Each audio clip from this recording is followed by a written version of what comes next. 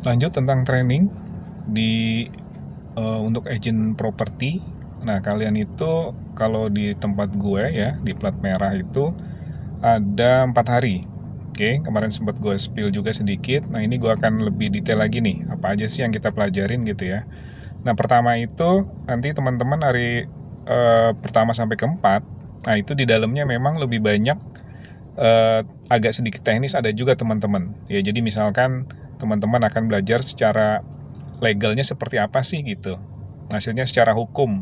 Nah, agent properti itu seperti apa, nanti kemudian dalam proses untuk jual belinya dan lain sebagainya, misalkan ada masalah ya dengan sertifikat ya dan lain sebagainya. Nah, ini sangat penting nih. Nah, biasanya memang rame nih untuk sesi kali ini.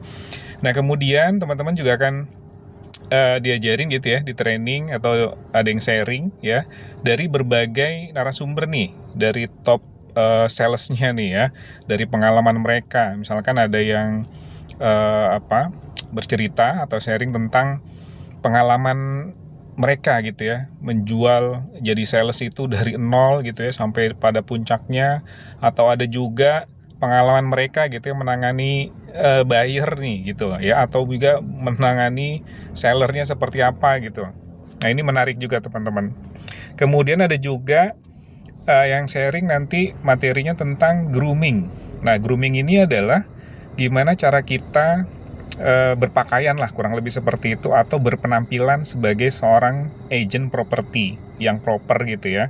Karena kan kita menjual juga kepercayaan, trust nih. Ya, itu seperti apa nih ya, mulai dari ujung rambut ya sampai ujung kaki nih, sebaiknya seperti apa. Itu dijelaskan di sana. Nah, kemudian ada juga ya akan dipelajarin juga gitu ya tentang bagaimana nih ya proses misalkan untuk selanjutnya seperti apa gitu ya. Misalkan dari listingnya, listing itu apa sih? Nah, listing itu adalah daftar teman-teman, atau kliennya teman-teman, atau produk yang akan teman-teman jual. Nah, ini sangat penting ya. Jadi seorang agent atau marketing properti itu harus punya listing atau punya daftar atau punya produk properti yang akan mereka jual ya. Karena kalau nggak punya listing, nggak punya produk yang akan dijual, ya mereka mau jualan apa. Oke, itu sangat penting. Nah, kemudian ada juga yang sharing gitu ya, materinya tentang selling nih, atau penjualannya seperti apa sih ya. Ada juga nanti dibahas atau dikasih tahu ya cara misalkan penggunaan media sosial ya. Kemarin gue dapet itu adalah tentang Canva sama CapCut ya.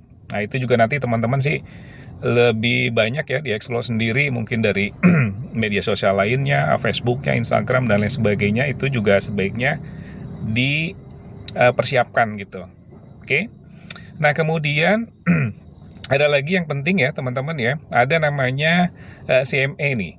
Nah, ini adalah untuk memprediksi atau mengkalkulasi berapa sih nilai ya sebuah produk properti. Nah, ini juga penting nih. Misalkan teman-teman dapat gitu ya calon klien di daerah Bekasi gitu ya. Nah, mereka maunya misalkan harga rumahnya misalkan 1 miliar misalkan.